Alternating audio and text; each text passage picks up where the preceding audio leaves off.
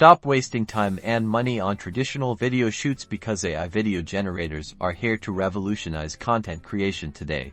We're pitting Minimax and Luma against each other. First up, Minimax. This platform is all about simplicity. You feed it a text prompt, like a futuristic cityscape at sunset, and it generates a video based on that description. It's incredibly easy to use, perfect for beginners. Minimax offers basic customization options like aspect ratio and style presets. This is great for quick videos, but more advanced users might find it limiting. Now, let's dive into Luma AI. Luma excels in creating realistic 3D models and scenes. Its 3D capturing capabilities are exceptional.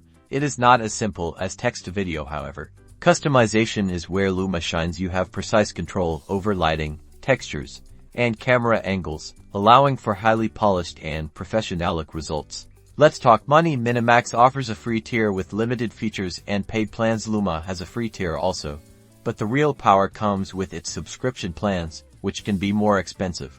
Ultimately, the best choice depends on your needs. Minimax is great for fast, simple text-to-video content. Luma AI is better for high-quality 3D scenes where customization is crucial. So, which AI video generator will you choose? Let me know in the comments below.